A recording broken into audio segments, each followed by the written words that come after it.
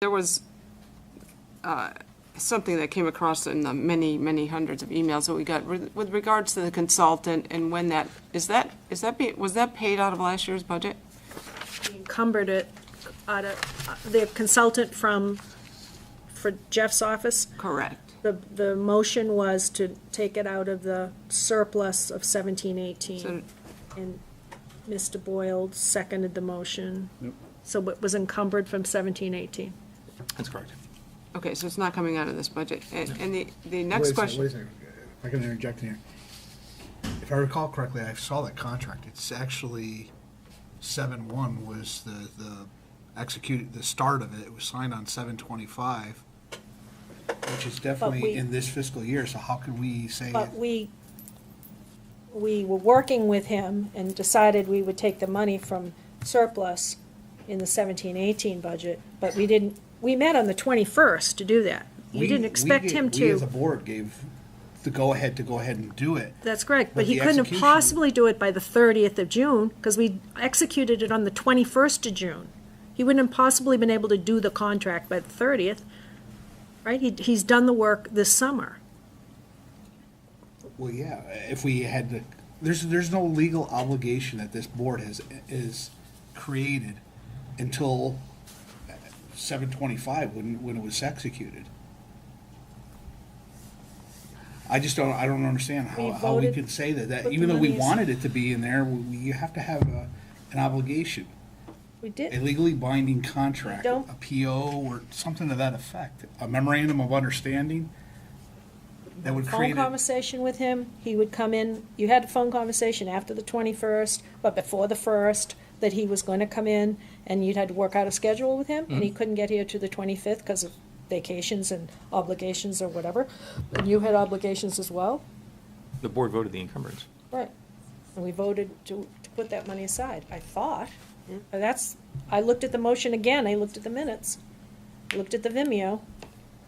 Oh, I know we agreed to it Yeah. being last year, but the implementation of it didn't happen in that time. That's think all what's- I think it's gonna create an issue with the audit, because they're gonna look at it and say, where's the legal obligation? Yes, we wanted it in there as a board, but the actual implementation of it. That's why when we do things like prior to the summer, we're looking to give all the approvals so that we can get contracts in place before 7/1, because now it's the next year's money.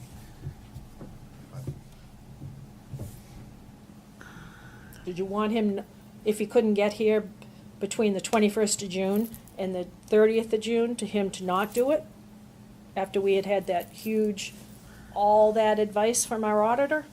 Did we reach out to create at least a paper trail so that we could say on good faith that we created this paper trail, that we could say on, pick a date, the 25th, I reached out and contacted him and asking him for consulting services? That's what I'm looking at if I'm playing my auditor's hat, and I'm looking at where did you create this legal obligation to Timberlane School District? And it's, as far as I can see right now, it's only just a contract I see. If you have something else What I can do is I can reach out to our auditor and say, hey, board had a question on this, and you take a look at it. Sounds good. That'd be fine with me. Jen? Yeah, I think in the past, though, I understand what Sean's saying, and in the past, if I remember watching other board meetings, there was always this big push. If we were going to encumber some money from the surplus to do projects, that there was always a push to get those projects under contract by June 30th, because if we didn't do it by June 30th, then we couldn't. We had to encumber the money by the 30th and get whoever was to agree. Yes, I agree with you. So, yeah, I so it figured looks, he'd agreed by the 30th. I don't Just know that a couldn't do verbal the work. agreement is, Oh, maybe nice if every verbal agreement held up, but. yeah, go ahead. I think we're in the process now, just trying to make up our own rules. This is not like, if our auditors have an issue with it, which I'm gonna tell you, I doubt they will.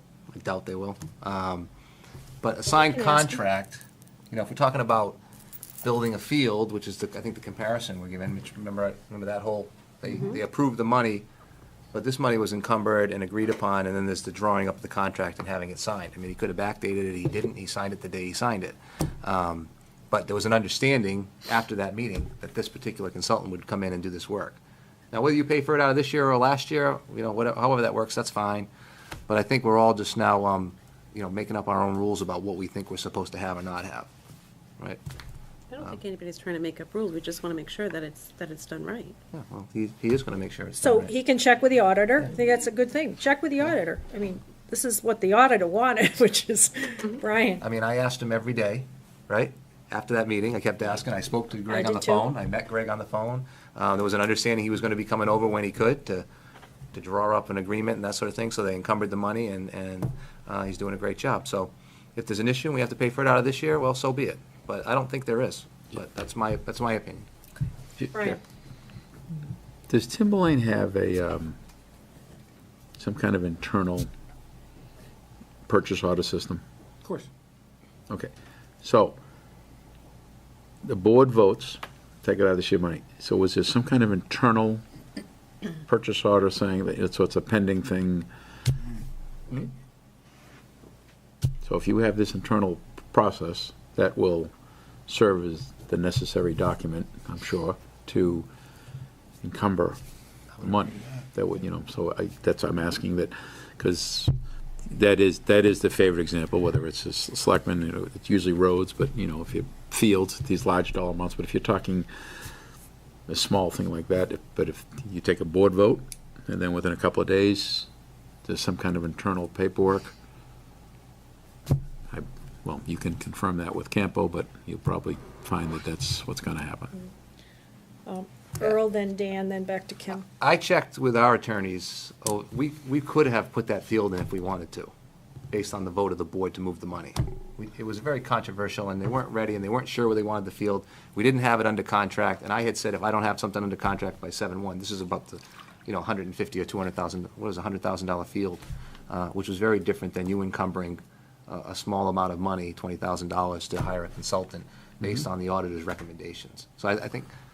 I don't think these are fair comparisons. No, I'm just using that as an example. Yeah, no, I know you're using an But- example. but Our attorney said, go ahead and put the field in, you're fine. The board voted to cover the money. I chose not to. Because it wasn't, they weren't even sure where they wanted the field. We were trying to pick a spot for the field, and it wasn't where the school wanted. It got to be, they're not ready, and then it just wasn't the right thing. This was a necessity that our auditor came in, you recommended, this had to get done. Very different. Yep. So before we go, too far afield, let's stick to the topic of, we'll check it out. I think we're fine. I hear what you're saying. I think we're gonna be fine. We've got a positive thing to say about Mr. Colby here momentarily. Go ahead, Dan, and then back to Kim. So we did run into the same problem, if you guys remember the gym walls. We approved a certain amount of money to do the gym walls, we were under contract, and then that guy said, nope, I'm not doing it. I'm not doing it for that, and I'm not doing it, period. And he We had walked to away. pick somebody different, that we had no contract with. And we did it after. It was well past. It was way past. We were under the gun to get it done, and I think they were still pointing it when school started, or they were close to it. So, like you said, making up rules, whatever, but it's been done in the past, it has happened. Yeah, but to Sean's point, that is a good practice. Right, no. It's very clean that way. Yeah. Right, it's very clean. But I don't necessarily think that it's wrong, but we can transfer up to $25,000 DBJ and pay for it out of this year. So if it's a problem, we'll take care of it. But I don't believe it is. I really don't. No, I think it's fine, it's what the board wanted to do, was pay for it out We're of just that. executing the will of the board. That's basically what we're doing. Yep. Okay, let's see if we can wrap this up. Kim? Just real quick, the reason I asked the question too is because it is a one-time expense. And again, in preparation of the default budget, if it's coming out of this year's budget, it should not be in the default budget. So that was part of the basis for my question, not the whole when the contract was signed.